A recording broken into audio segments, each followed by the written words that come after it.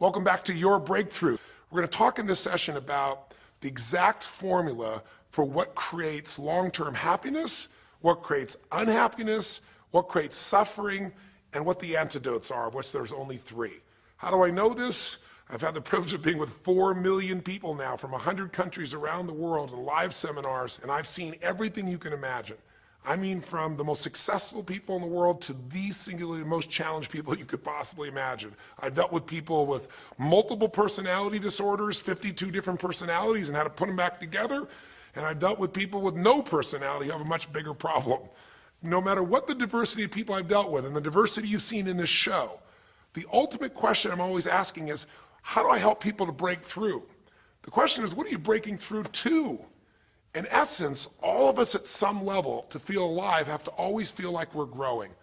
When people ask me, what does it take to be happy? I always tell them one word: progress. Progress equals happiness. Even if you're not where you want to be yet, if you're on the road, if you're improving, if you're making progress, you're going to love it. You're going to feel alive. On the other hand, it doesn't matter how successful you are. If you stop growing, you start dying inside. Now, how does this relate to this session on breakthrough? Well, I'll say it's really simple. If you and I want to know what it takes to be happy, we have to understand what is our current blueprint of how our life's supposed to be. Now, what do I mean by blueprint? Well, we have a story in our head of how life's supposed to be. Some people's story is you work hard in school, you become really great, you're a nice person, you're a good person, and then you grow up and you take care of yourself and you find the ideal man and you fall in love and you have a white picket fence and you have 3 perfect children and you live happily ever after. Somebody else's story, the old story was, you work really hard in school, you excel in college, you go to work for a big corporation, and you move up through the ranks until you're the president or chairman of the company, and you become successful and respected throughout life. These are some old stories. Obviously, the stories that we hear today of what people's lives are supposed to be like are completely diverse. We no longer have these little archetypes, but one archetype still seems to remain. And that archetype is, in order for you to really feel like you're enough, many people believe they have to achieve an enormous amount. They may do it in different ways today. They may do it by building a company and taking it public when they're 27 or 25 years old, or they find and create a new technology, or they become a very special doctor. But we live in a culture in the West that teaches people that you're not enough unless you do something really special and unique, and we define special and unique in interesting ways. A school teacher is not special and unique. A mother who stays home with her children day and night, sculpting their minds, their bodies, their souls, and their future is not special. We live in a world today where we treat teachers like they're nobody and pay them accordingly, and we wonder why our children seem to have challenges in learning and growing or being engaged in school. When we spend thousands of dollars on some item like a computer, but what we look at overall, we invest in for the teacher and for that person who's the personal connection with them is so small. We live in a society where many women look down and say, well, you're just a housewife, you're just a mother. See, some of the pain we have in our society is not because there's one right or one wrong approach, but because we try to make everybody fit into some particular approach to life. Here's what's going to make you happy or make you unhappy in life. It's real simple. Let's do a quick test. If you're in a situation right now where you look at your life, I know there's an area of your life that you probably feel pretty darn good about. Even if you're not happy with your finances, I bet you feel damn good close to your kids. Or if you're not close to your kids, maybe you don't have any kids, maybe you feel really good about your career. If you're doing not so good in your career, maybe you got a really great body that you've trimmed down or strengthened up, or you really shaped yourself the way you want, muscularly, or in the way you look. Or if that's not happening, maybe you feel a really special connection with God, or really close to your mother or father or your family, whatever. Almost everybody has an area of their life they feel really good about if they're honest and if they're fair to themselves.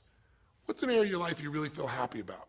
I want you to think about it for a moment, truthfully. What's an area in your life today that if you wanted to be happy about it, you really could feel proud about it? You could feel like it's an area you're doing darn well in. And if you're really hard on yourself, there's still an area. What's an area? I want you to think of it right now.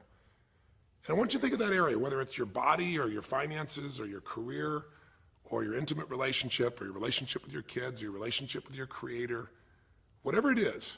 I want you to think about, why are you happy with that area of your life right now today? Why are you happy with that area of your life right now today? Really think about it. If you were in a seminar with me, I'd have you write this down. And if you can put me on hold here for a second, Because I'd like to reveal to you what the formula is for happiness. And if I say there's a formula for happiness and here's what it is, you're going to go, yeah, sure, that's what he says. But if you put down the answer and we can see the formula is real without me telling you what it is, you get to look at your own life and say it matches. You're going to know this is right. So you could stop this right now if you want, put me on hold, and just write down what's an area of your life you're really, really happy about, you're really pleased with, or you could be if you wanted to focus on it.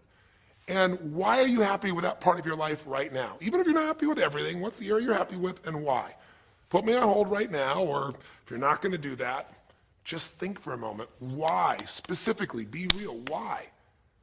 Now, when I ask this, if you turn me back on now, if I ask this of an audience, I'll have people write this down for a few minutes, and I'll call on people, and I'll say, share with the person next to you first. What are you happy about, and why are you happy in that area? And be specific. And after they share, I'll have people stand up, I'll call on a variety of people, and I say, ma'am, tell me, what are you happy about? And she'll say, well, honestly, I'm really happy with my body. She goes, I never thought I'd say that, but I used to be so unhappy with it, and you know, I did some things, I pushed myself through, and now I exercise regularly, and you know, I'm not perfect, but I feel fit, I feel strong, I feel energetic, and that's really, I don't know, it just feels good to me. Now, I say to everybody, I'm now going to show you what the formula for happiness is, and it's real simple. I want to reveal it to you so you don't ever forget it. Whenever you're happy with an area of your life, it's because right now, your current life experience, I call it your LC, your life conditions, the conditions of your life conditions in that area match or are equal to your blueprint, your story, your belief about how life should be in that area. So this woman says to me, I'm really happy with my body because it's not perfect. Her blueprint is I don't need to be perfect, but it's so much better than it was. I'm fit and I'm strong and I have this energy. Her mental blueprint says I should be fit, strong, and have energy. I don't need to be perfect, but I should be that way. Well, when my life, my body matches how I think it should be, I feel good about my life. I'll ask somebody else. I'll say, you know, tell me an area you're happy with. Someone else will say, well, I'm really happy with my career. And why? Well, I'm doing better than I even thought I would be. I mean, I'm ahead of the schedule of where I hoped I'd be at this stage. I'm working at this level in this company, and I have these skills and this ability, and it's even better than I thought. Well, once again, listen, this person's happy with this area of their life because their current life conditions in the area called their career are even better than they expected they would be, better than their blueprint, better than their belief of how it should be. If it's really better, you tend to be over the moon. One woman would say, you know, I gotta tell you, I said, I'm the happiest I've ever been in my whole life. How come? She goes, because I have this man in my life and I'm in love with him and he loves me and I can be myself with him. And we have this incredible intimacy and this passion and we want to be with each other all the time and I never get bored with him. Well, what's her blueprint? You want to be with somebody that you can have total intimacy with, somebody who you love and loves you. Those are part of her rules, her beliefs of how it should be. She said, you know, it needs to be, I never want to be with anybody else. I want to be with them every moment. Her blueprint about how life should be and the way she lives, her relationship's even better than she hoped. When it's better than you hoped, you're going to be totally excited. So think about this then. What's an area you're not happy with? Let's see if we can find the formula for unhappiness. If the formula for happiness is to be able to meet your expectations or exceed them, that really makes you excited, but to be happy, you gotta at least meet it. It doesn't have to be perfect, but if you generally are meeting what you expect you want from your life in that area, you feel good. Life conditions match blueprint, feel good. So what makes you feel bad? What creates pain, stress, frustration? Real easy way to figure it out. Answer this question. What's an area of your life you're not happy with? I mean, be honest with yourself. And even if your life is great in all kinds of ways, I'm sure there's an area you'd like to improve. Anybody who's honest, if they're doing great in their career, very often they don't take care of their body so much. If they're really focused on their body, you know, very often they find themselves in a position where they're not spending enough time with their kids. Or if they're spending time with their kids, their intimate relationship's not doing so well. Because it's the nature of human beings to focus on areas they feel comfortable with and strong in and give those time. And the areas they don't feel so strong and they go, I don't have time for it. What they're really saying is I don't feel very competent in that area. So what's an area of your life that you are not as happy with? I mean, it's healthy, honestly, to look at areas and say, I don't like it, I want more. This whole concept of a breakthrough is about how do I close the gap between where I am right now and where I want to be. That's what we're here to do. Is like, here's where I want to be, here's where I am. It's healthy to see there's a gap. That makes me have this hunger, this drive to grow, to feel alive, to expand as a human being. So what's an area you're not pleased with? Is it your body? Is it your finances? Is it your career? Is it your spiritual life or lack thereof in terms of feeling connected in that area? Is it your kids? Right? What's the area? What's the area that's not where you want it to be?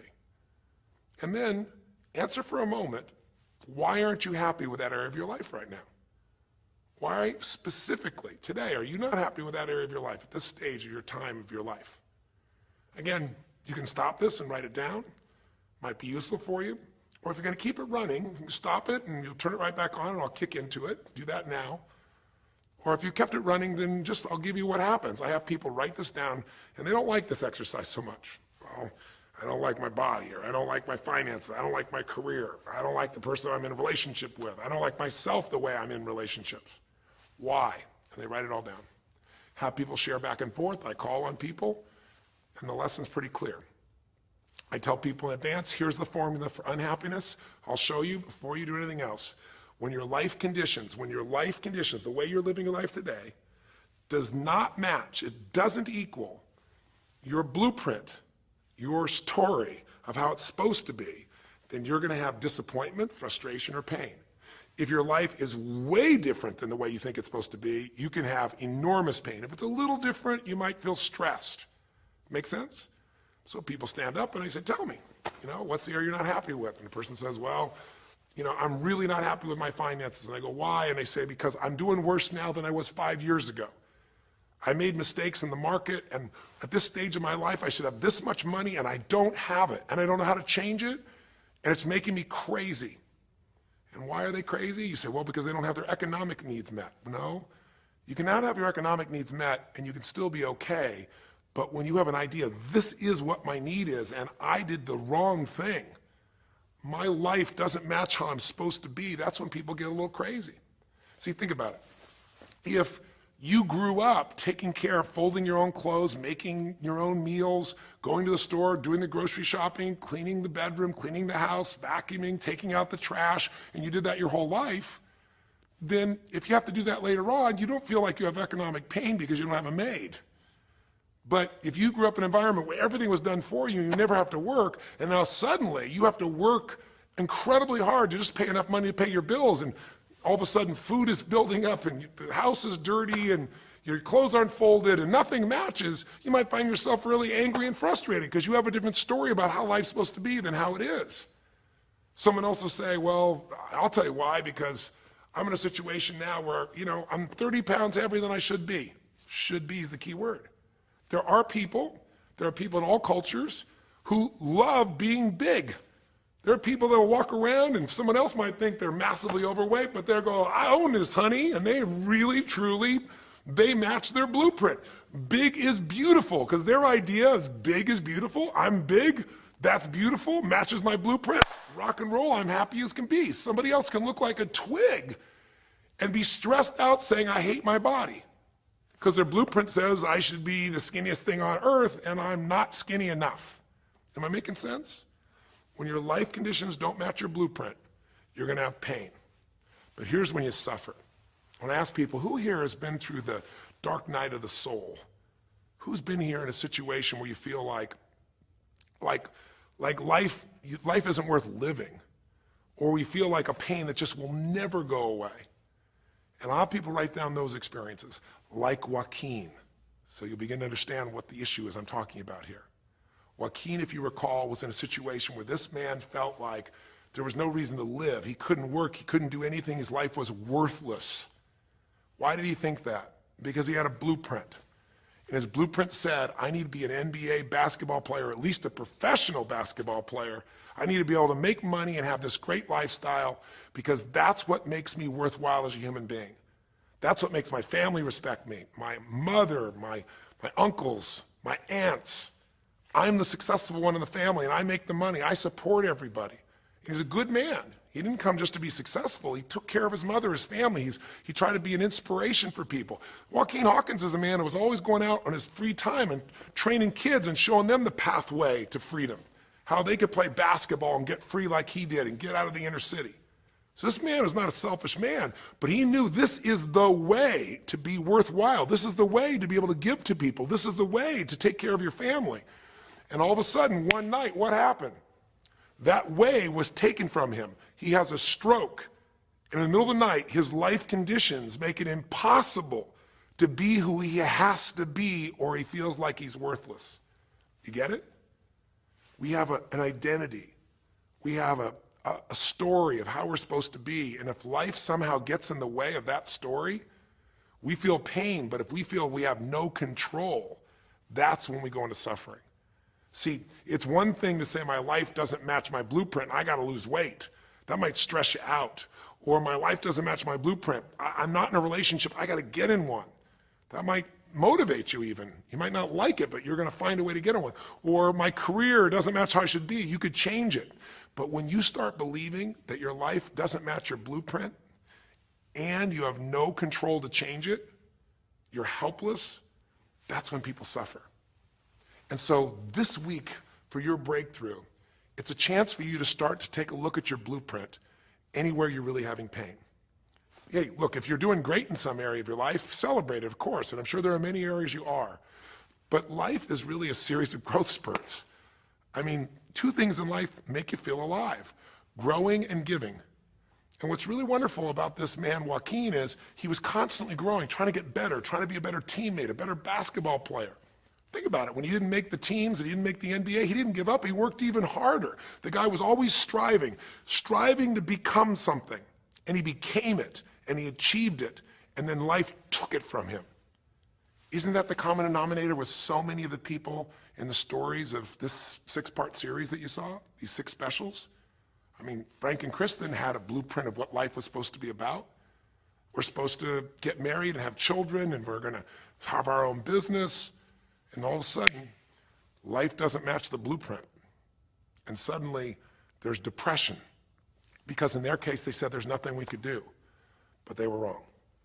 They were wrong because they discovered, and Frank discovered, I can make a difference to my wife. The chair, even though I didn't create this and didn't ask for it, this chair does not define me. I can become more than I was before. I can have the impact with my wife. I can have children. We had to change his blueprint because we couldn't change all the conditions of his life. Does that make sense? I couldn't get him to physically walk again. Maybe someday he will, but we can't count on that. What we got to count on is that he can be fulfilled by seeing he isn't helpless. And I did that through a series of experiences that violated what he thought he couldn't do. The same thing was true with almost every one of the people we worked with at some level. And in Joaquin's example, it was also true. Joaquin said, well, I can't ever have this quality of life again because I'm not a professional basketball player. And he was locked into that mindset, and all of us get locked at times. But to his credit, to a system of steps, we were able to break him out of that. We were able to get him to see that he isn't helpless. Because here's your choice. Watch this now. If you're suffering, if you're in pain, your life doesn't match how you think it should be, and you think you're helpless to change it, now you have only 3 choices. Choice 1, blame something. And that's what Joaquin did, if you recall. He blamed his coach, he blamed what happened to him, and of course these things were outside his control. But he blamed his coach. And a big part of the healing, if you watch this session, was bringing his coach in and getting him to see, hey, you know what, all that anger, all that resentment inside of you, Joaquin, A, it's not based on the truth, and B, like Nelson Mandela said, you know, having resentment in your soul is like drinking poison and hoping that your enemy will die. It doesn't work that way. And when Joaquin was able to break out, his breakthrough was a change in perception, to realize this coach wasn't stopping me. I just felt like I lost everything, and so I don't know how to change it, so I'm looking for something to be mad about, someone to blame, so I don't have to blame myself, or I don't have to feel so helpless. Because when you're angry, you don't feel so helpless. You feel strong for the moment, even though it's a fake strength.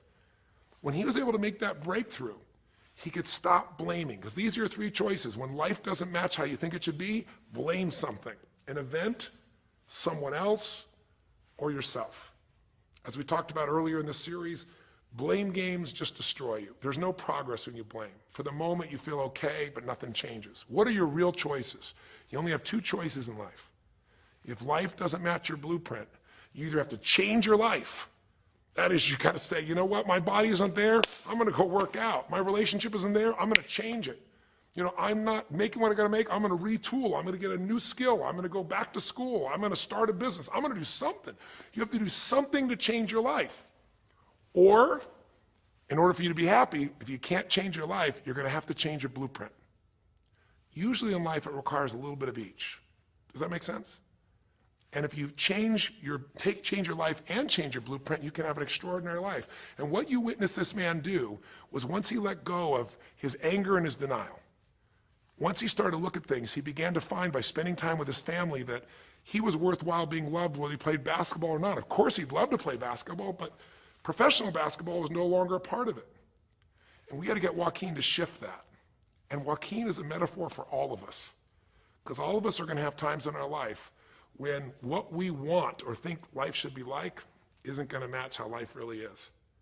Those moments, if we blame, our life goes into pain. If we change, we can change our life and match our blueprint. But we have to also know when it's not within our control. And that's how we're able to make a shift and change what our story is for our life, what our expectations are, not by lowering them, but by changing what that model really is. Hoping this makes sense to you. I'll give you a great example. Years ago, I do a lot of work with business people, celebrities, people of all kinds of walks of life. And I was dealing with a group of people, and they knew a very, very powerful celebrity. And to give that person privacy, I won't tell you too many details, so you can't figure out exactly who it is, but it would be a person who was very successful as a woman, who was extremely attractive by cultural standards, a woman who's had a lot of dear friends, a lot of deep respect, so great skill, great ability, extremely talented, quite attractive, quite wealthy in financial terms, and lots of great friends. This would be, for most people's idea, the ultimate blueprint. If your life matches that description, you must have an incredible life. But ironically, this particular individual, as famous as they were, was depressed all the time. They had seemingly everything, and yet the person was depressed. How do you get depressed when you're smart, and you're strong, and you're beautiful, and you got great friends, and you're rich, and you're famous? Well, it's real simple. People said, I don't know what it is. Everyone's tried to help her. She's been through counseling. She's got all these different drugs. Nothing's working. She's taking antidepressants, and she's still depressed, which is not uncommon, by the way. Because if you change the way you feel physically, but you still see your life doesn't match how you think it should be at some level, and you feel like you're helpless to change it, you're going to be depressed. So I said, bring her to me. I said, I can help her. I know that sounds like hyperbole, but I absolutely can help her. Well, how do you know that, Tony? Because I already know what the problem is. I know if someone's depressed, it's because they feel helpless because their life doesn't match how they think it should be. I just don't know what her blueprint is, but we'll find out what it is, and we'll either help her change her life, or we'll help her change her blueprint, or both. Long story short, and very quickly, I'll tell you the core of it. She came to me and she spent maybe the first half an hour telling me, apologizing, saying, I know I should be happier. I know it's silly for me to be depressed. I don't know why I'm so depressed. I know I should be grateful for what I have, and I am grateful. And it was all these reasons why she knows she should feel good, but still didn't. And I tried to finally explain to her, listen, I don't care about that. I care about you. The fact that you're not happy has nothing to do with what you have or don't have. The fact that you're not happy is that your life doesn't match the way you think it should be. And you have some idea of how you think it should be. And worse, if you're this depressed after all this time, you feel like you can't do anything. You have no power to change it. You feel helpless. And she looked at me in a certain way, and I said, so what is that? What did you want your life to be like? She goes, well, it sounds stupid. I said, it's not going to sound stupid to me. She said, well, I don't know. I just always, since I was a little girl, dreamed that I would be married, and I would have 3 basically perfect children, and they would love me totally, and I loved my husband, he loved me, and I said, okay, so how's that working for you so far? And she said, well, I think you know, because she's a pretty famous person. She said, I'm divorced twice, I have no children, and I'm now X age. And to give you a clue, that age would be an age where having a child, your own natural child at least, barring a medical miracle, is not going to happen. So I said to her, well, why don't you just adopt? She goes, no, that's not it. And so what I had to dig under is, remember we talked in one of the earlier sessions about there's the surface problem and then there's the deeper desire or need. So I said to her, I said, well, what if you couldn't have the husband but you could have the kids? And she smiled and she said, I'd take that. I said, well, why not adopted kids? She goes, no, it has to be my own blood children. So I kept digging to find out what was behind her blueprint. Because your blueprint is just a projection of what you think you need to be happy. But as human beings, we're notoriously ineffective at knowing it's going to make us happy. So much that we think we're going to make us happy, we get there and we go, is this all there is? So many things that we think are going to make us miserable and we can never deal with, we go through it and we can handle it. We're not good at projecting these things. All kinds of studies will show this. So I said to her, well, what are you hoping to get from these 3 children? Why do they have to be your blood children? And she finally said, well, if they're my blood children, I know they'll always love me. They'll never leave me. What was she looking for? Unconditional love. She had this big blueprint that said, White House, picket fence, 3 children, perfect husband, all these different things. But what was behind that was a need to feel like she could have love that would be certain and wouldn't go away. So I can help her meet that need. So I said to her, I said, well, maybe one reason you don't have a husband is because every time you look at one, you're trying to figure out if he's going to get you those 3 kids in time and how that's going to happen. And maybe he feels a little stressed when you're looking at him this way because he can feel what's going on behind your bed, even if he doesn't know what the words are. And she started to laugh. She goes, I guess I've probably been that way a good portion of my life. And she goes, people wonder, why I'm so uptight. I said, you're uptight because you felt like you're running out of time trying to meet some picture. But I said, all you really want is love. I said, don't you have a lot of love in your life? Tell me about your friends. And gradually, I got her to start seeing this love that she was trying to get was already here. It didn't match the picture. Maybe we could paint a new picture of what life could really be like and make sure that picture met her deepest needs. That's basically what we did with Joaquin.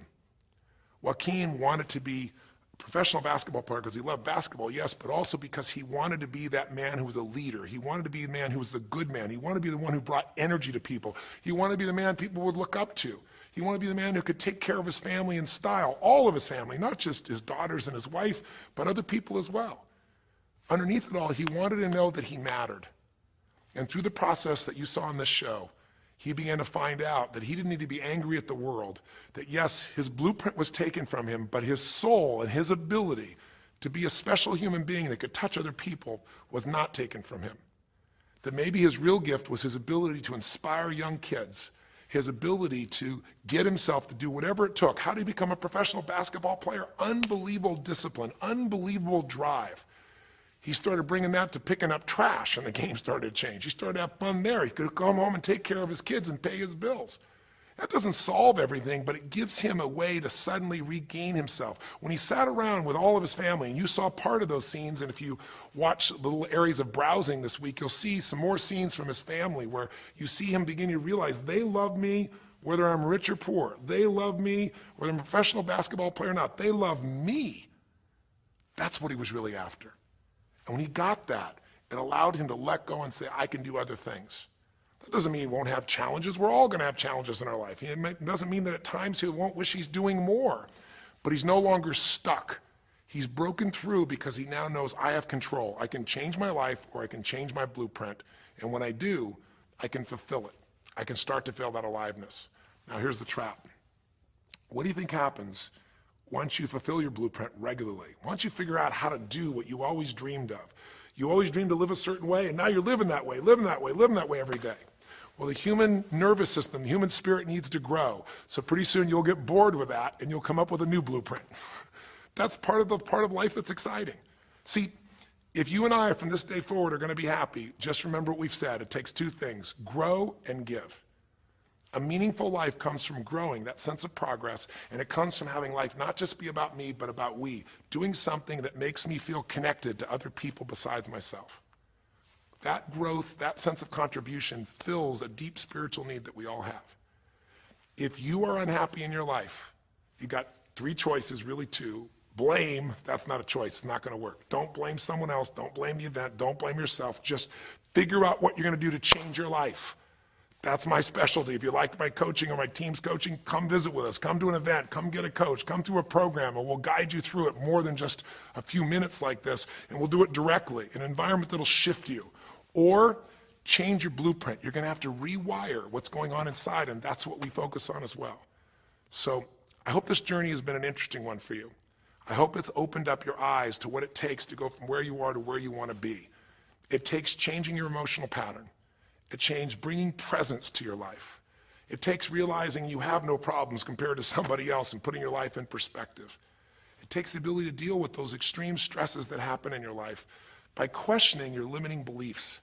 And again, we'd love to coach you and show you how to change those in a permanent way where it happens automatically, just like lifting weights so often until the muscle's always there and you find yourself able to follow through. It takes for you to be able to figure out how to deal with crisis and how to turn it around. It takes facing your fear. It takes pushing yourself through what used to stop you. It takes putting yourself in a position where you connect to what's more important than just yourself, what you value than just yourself. And it takes, I think in this case also, the ability to realize that no matter what happens to you, you're more than that moment. You're more than the story you think you're supposed to be. And that even when you're not matching what you think you need to be, maybe there's a reason for that. Maybe you're having to find a different part of yourself that's going to fulfill you at a much deeper level. Sometimes failing to get your goal gives you your destiny. I can't tell you how many people I've known over the years who had an idea of what they thought their life was supposed to be like, and they didn't achieve it, and they felt miserable and upset and frustrated, and one day an opening happened, and they went, oh my God, thank God that didn't happen. I think it's Garth Brooks had a great song, and it's a song about when he was in high school, and he was in love with this girl, infatuated with her, and she didn't even know that he existed. And he prayed to God every day that she would notice him, that she would fall in love with him. And then sure enough, she never did. He was so disappointed. His blueprint didn't match. His life didn't match it because she didn't even know he existed. And he felt this suffering. He could do nothing to turn it around. Well, 15 years later, he became a guy named Garth Brooks, somebody everybody knew, and he could rock, stadiums with his energy and his song and his music. And he goes back to be at his high school reunion. I think it was his 15-year reunion, if I remember correctly. I don't remember the exact year, but all I remember is he said he saw that woman that he was so obsessed by. He was looking forward to seeing her. And now he was Garth Brooks, and he met her. And after he met her and spent some time with her, he wrote a song called Thank God for Unanswered Prayers. Sometimes not getting your blueprint's the best thing that ever happened, because the disappointment drives you to find something more important inside of you. Or not getting it makes you look for another aspect of your life, a spiritual aspect, a family aspect, a physical aspect. If you can just trust that life doesn't happen to you, it happens for you, then you can find in any situation a benefit that can take your life to the next level. I don't care if you're Frank and Kristen. I don't care if you're, Mandy and Scott. I don't care if you're Joaquin and Kim. Every one of us in our life is going to face situations where it feels like we have total trauma, something that's been taken from us. The real question is, what are you going to do with it? Some people just live in their story of what they don't have, and they have the right to do that. If Frank and Kristen lived in pain and felt bad, we'd all say they have the right to do it. It's the difference between what you have the right to do and what you deserve to give yourself and others. We have the ability to transcend whatever happens to us. There's something called post-traumatic growth. Very few people know about it. Two people go through the same stress, one's destroyed, the other grows. What's the difference? The people that grow will not give up. They don't have any excuses. They find the way to break through whatever it takes. And when they do, three things happen. Number one, they realize who they really are and what they're capable of. They realize they're so much stronger than they thought they were. And number two, they deepen all their relationships. You want to know who really cares about you, who you love and who loves you?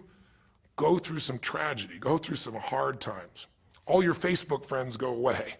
Your real friends, your real family shows up for you, and you show up for them, and it deepens your relationships. And the third thing happens, if you can push yourself through and break through whatever challenges life gives you, is each time you have a breakthrough, you get stronger. And it almost like builds a psychological immunity in you, where suddenly, all of a sudden, it's like stuff happens, you know stuff's gonna happen, and you're not scared of it anymore. Because after you've been through a stroke, after you've been through, losing the use of some of your body, your senses, after you lose a family member, and you break through to that, you get to the other side, it's like, give me your best shot, life. It's almost like there's this psychological immunity that says, I'm ready for whatever life will give me. I don't want challenges, but if they're here, I know I can handle them. That strength of spirit is what creates a sense of freedom and joy in life. And that strength of spirit basically comes from living a life where you are constantly and never-ending thinking a way to improve yourself and to help others. That's my mission. And if we can serve you again in the future, I hope you'll check us out. There's 3 ways you can continue to participate with us. You can come to an event, come have an experience with us live at a weekend at our Unleash the Power Within or our Date with Destinies. I think you'll find it's very different than just sitting here talking to you quietly, sitting in front of your computer screen. It's a rock and roll environment. It's like going to the ballpark and having one person sitting there talking to you versus being in the ballpark or the rock and roll concert, you know, with 50,000. There's an energy and a power that comes from it. Second is there's immersion. Here we talk for an hour, there's distractions and emails. There it's total focus, and we go for immersion where literally what we did here over 6 weeks, few little conversations, all that happens over and over again, multiple times a day, and you get that shift. So come to an event or call up and get a coach. We have people that you can work with and have a free coaching session and make sure it's really valuable for you. But these are people that can check in with you to help make sure you break through, you make the changes you want to make in your career or your finances or your body or your emotions or whatever area matters to you. And finally, lastly, and probably most importantly, every day you got to feed your mind. Because every day most of us are turning on, you know, some form of news. It shows up in our pocket, in our Blackberries or iPods or our iPhones, I should say. It shows up on, on your computer constantly. It chases us, and it rarely does a good idea interrupt you. Really what you have to do is pursue the ideas, pursue the experiences that are going to change your life. And we have a way to do it called net time, no extra time. A way where you can keep feeding your mind the stuff that really matters with some products or services. So if you're interested in any of those things, be sure to click on your interest of an event or interest in having a free coaching session, or maybe try one of our audio programs, because the other challenge here is with video, you got to sit here potentially and watch me, but with audio, you can do it while you're working out, you can do it while you're cleaning the house, you can do it while you're driving in the car, while you're getting to work. We'd love to continue serving you in any way we can. I know I've gone long in this session, but I really want you to think about how can I give my life the way I want it to be? The way I do it is I figure out what my blueprint is and I update it for what life is. I change my life, match my blueprint, and suddenly my life feels full and alive. Thank you for the time that we spent together here. I've really enjoyed our time, and I hope that this breakthrough series reminds you to never settle for less than you can be. Never settle for less than you can give or you can share. Live strong, live with passion, and God bless. Cultivate that sense of wealth, that sense of abundance in you. The more you can feel that sense of joy, the more easy it's going to be for you to do financially, because you're not going to be in this scarce, fearful mode. Now, that's not enough by itself. You can have this great sense of abundance and do the wrong mechanics and be a disaster. True or false? But if I had to have an area to get you started with, you want to have the emotion and psychological strength, because that's going to carry you through when the mechanics are boring or frustrating, or when things aren't working out. Your emotion, your psychology is what will carry you. It'll get you to keep doing it. Everyone knows, if you've done any studies, Dr. Seligman is very famous for doing studies on optimism. And in those studies, you know what he found out? People that are pessimists are much more realistic. They're much more accurate. If you give them a test and you ask them to look at something and give you a size measurement of it, or to evaluate their own success or failure at a task, and every study Seligman's done, he did it in the University, I think Pennsylvania if I remember correctly originally, what he found was that optimists always see themselves as doing better than they really did. They basically BS themselves. What happens to pessimists, they're 10 times more accurate. But here's what he found out. What he found out is because the people who are accurate never push themselves because they know it's never going to work anyway. Whereas the optimist sees it better than it is, so they keep doing it. Because they have the illusion they did well, I'll do even better next time. And because of that optimism, they did it more often, and so optimists succeed at a 4 to 5-fold, depending upon the task, result ultimately beyond anything that a pessimist will do, and they're not as accurate. All that's a big way of saying is, if you can develop a psychology of resilience in yourself, you don't have to be optimistic or fake, you can be real. The realness is, whatever shows up, you are larger than anything that can happen to you. You are larger than any financial challenge you could ever face. Initially, we'll say, well, look at their houses, look at their homes, and they don't really have electricity, they don't have this, but they don't feel poor. It's your identity. The way you define the wealth determines whether you're wealthy or not. So are there enough things for you, knowing that 2/3 of the planet lives on $2 a day, that you could get yourself to really feel grateful, yes or no? Yes. How much of your life do you get benefits from today that you never had to create? Think about it. Like I said, the roads you ride on, the library, the books you didn't have to write, right? The internet that you can access in seconds and get answers to just about anything. The people in your life that you didn't have to raise, but are there for you. Think about all the different aspects of your life. If you want to be wealthy, all you have to do is associate. So before we do the financial part, because financial independence is different than wealth. Wealth is that state of mind. Financial independence is being in that position where you don't ever have to work again. That if you work, you do it because you really want to. Now, I'll give you a clue. If you get financially independent and you don't work, you'll be miserable. I can't tell you how many friends I have that sold their company, made $50 million. One man made almost $1 billion and was really excited for a while. But after a while, it was like bored. His vehicle of his business gave him a sense of contribution, and he was always growing, figuring out how to solve problems, and he had all the people he was connected to in the business, all the employees and friends and associates. So I want to tell you, I'm not just saying this as some little positive thinking technique. I'm telling you, this is the secret, the real secret, to shift it inside of you and to add the real value. Most people are trying to pursue something in the future that they already have. I want you to think of what it is you think you want that will make you wealthy or financially free.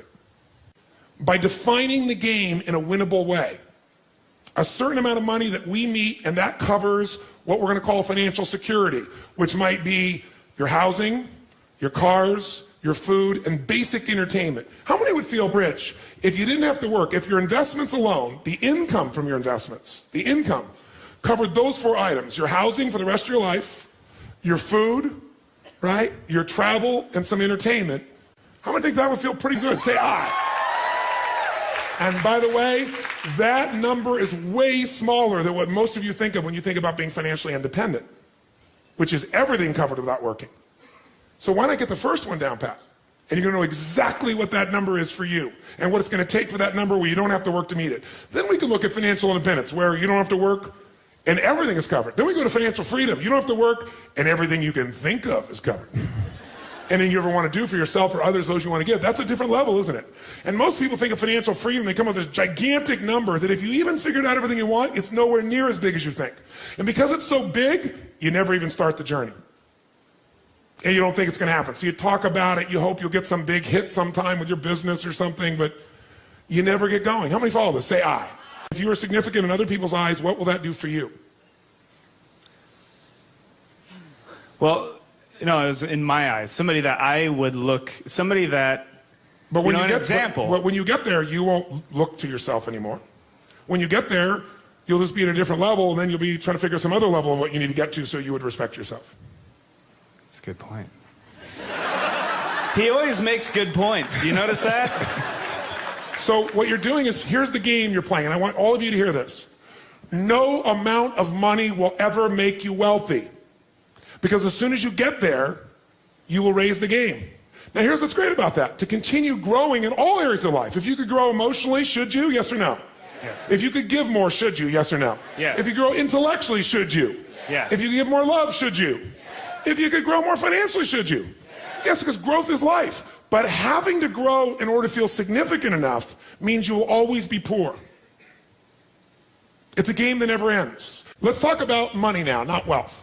What does it take mechanically to get this thing called financial independence? And what is financial independence as opposed to wealth? Wealth is a product of the mind. Again, no amount of money you ever achieve will make you wealthy. Financial independence means you never have to work again in order to live your life. That when you do work, you're doing it because you really want to, not because you have to. And how many are committed to not only being wealthy, but also financially independent? Say, ah! How do we get there? Let me give you the lesson how to get there. It is so simple that when I tell you, you're going to go, well, thank you for the breakthrough thought. But even though you may know this intellectually, whether you're sophisticated or not, you probably know this. The formula for financial independence is so simple. And you can't achieve financial abundance unless you really learn to apply this, not just in a concept in your head, but consistently in your life. And that formula is simple. Spend less than you what? You go, thank you for the breakthrough thought, Tony. But is this what most people do? Yes or no? No. What do most people spend? More than they earn. There's no way around this. No matter how much money you have, if you spend more than you earn, you got a challenge. So there's no way to be financially free, financially independent without spending less than you earn. And what do you got to do with what you don't spend? You got to invest the difference. Because what I want to show you right now is how do you build what everybody should own. Every one of you should leave here with your own personal money machine. You want to create a money machine. A machine that while you're sleeping is making you money, right? So you're no longer trading the most valuable resource you have in life, your time, for money. You want to trade money for money. You want money to go to work. You want to put that money to work for you so while you're sleeping it's making a difference. You want to create a machine. And that machine you want to create is something that you want to be able to feed you at some stage where you don't have to work. That's what the money machine is. The second secret to this is you got to reinvest. How many of you have ever made a big hit in your investments and went, oh my God, that's so cool, and took the money and spent it on something? Raise your hand, say aye. Come on, say aye. I know you all, anybody who's invested has done this. If you got a big hit, you go, oh, this is it. Nothing wrong with that, but you got to make sure a significant amount of that, you reinvest your returns so you get compounded what? Compounded growth is the most basic principle in the world. We all know it intellectually. But are you emotionally associated enough that you're really utilizing it to its maximum capability? If you don't, you're not going to get financially free. You will never get financially independent by your earnings alone. Every one of you in this room is going to lose money. Every one of you. There's no way. The person I work with, one of the top financial traders in the history of the world, top 10 in the history of the world, is not even right half the time. How could you make billions of dollars if you're not even right half the time? Not even 51% of the time. I'm going to show you in a few moments. It's known as asset allocation. It's the way you invest. It's what you do. That's what's going to shift this. So first step, spend less than you earn, invest the difference. Second step, reinvest it so you get compounded growth until you reach the home run, your money machine, until you reach a critical mass of capital, of investment capital. When you get to that critical mass, and what determines the critical mass is how much you need for the lifestyle that you want. Once you get to that critical mass, what it provides for you is what you're investing for. Who knows, no matter what investment you're doing, what are you really investing for? Whether you're investing in cars, stocks, bonds, real estate, financial instruments, what are you investing for? You're not investing for returns. That illusion will keep you from getting to the end game. If you're wealthy, here's what makes you wealthy. Income, not assets.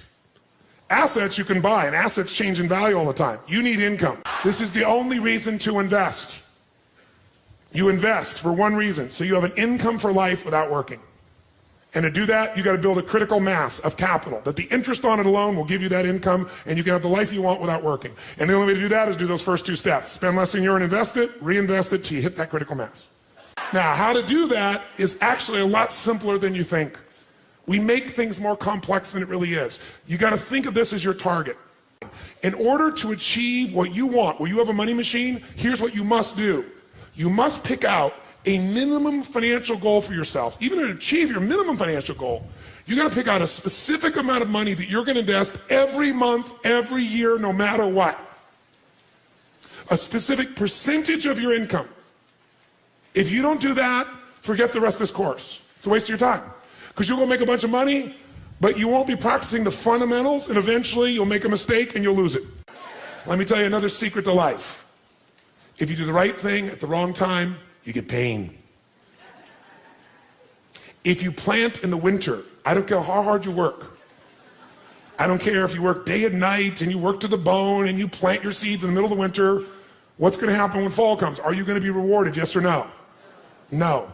So if you don't understand that the seasons are changing, you're in trouble. What is asset allocation? It means out of the money you have to invest, we're going to create 3 buckets. Really simple way of thinking of this from now on. The first bucket is the security bucket. When you think about investing, think of 2 types of investments. There are fixed income investments, and most of you are clear what this means. What does it mean when it's a fixed income investment? Who knows? What does that mean? You got a guaranteed rate of return, assuming they deliver. And anyone cannot deliver, including the US government. They haven't not delivered, but they could. Is there risk in any investment, yes or no? So just ratios of risk. And as we know, no risk, no reward. So if you don't invest, you're going to lose if you invest at times. But if you don't invest, you've already lost and you can never win, never have a money machine, never be financially free. The second type of investment that you can make, and it helps you understand what you're going to do, is something that's going to be growth driven. And growth investments are investments where you probably have a much greater potential for growth, which means you get a greater return if you're successful. But if you're not successful, do you have a guaranteed rate of return, yes or no? No, so in a growth investment, you have the potential of greater return, but also greater loss. The security bucket is where you want to put investments that are secure by their nature.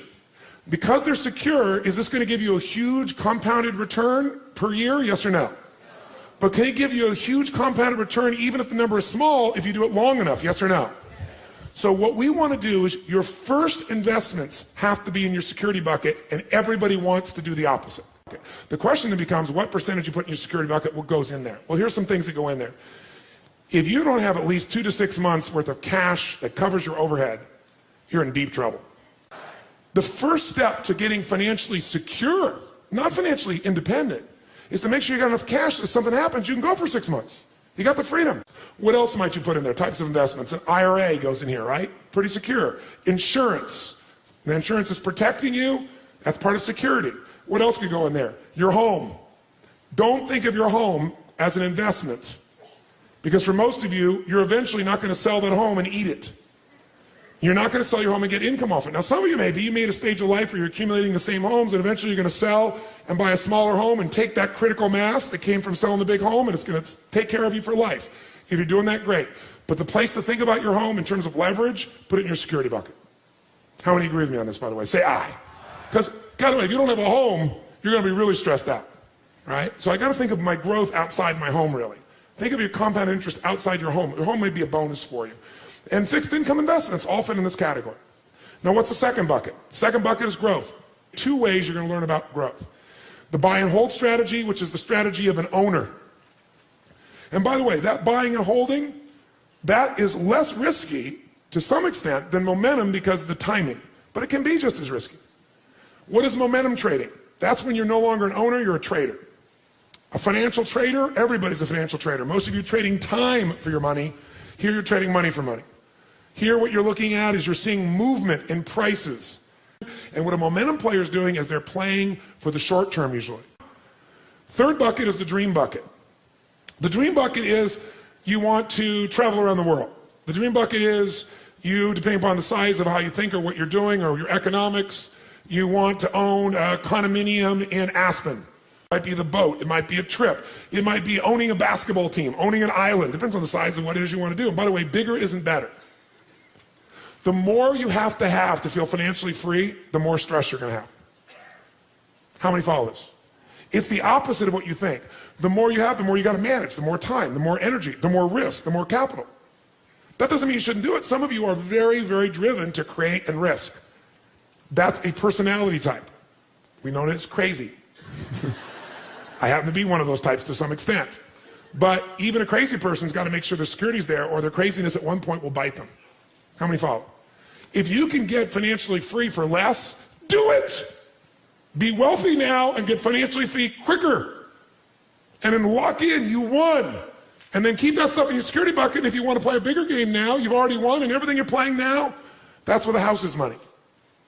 You can go for something bigger, and if it doesn't work out, you're still handled. Your security, what you're here for, is totally free.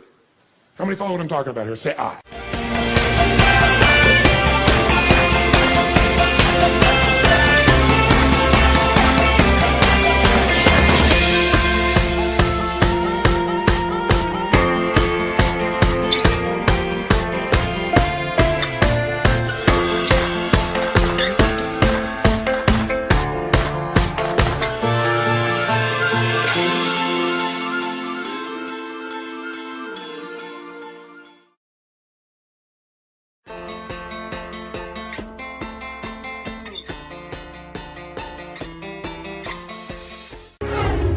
The more you can cultivate that sense of wealth, that sense of abundance in you, the more you can feel that sense of joy, the more easy it's going to be for you to do financially.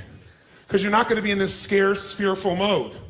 Now, that's not enough by itself. You can have this great sense of abundance and do the wrong mechanics and be a disaster. True or false? But if I had to have an area to get you started with, you want to have the emotion and psychological strength, because that's going to carry you through when the mechanics are boring or frustrating, or when things aren't working out. Your emotion, your psychology is what will carry you.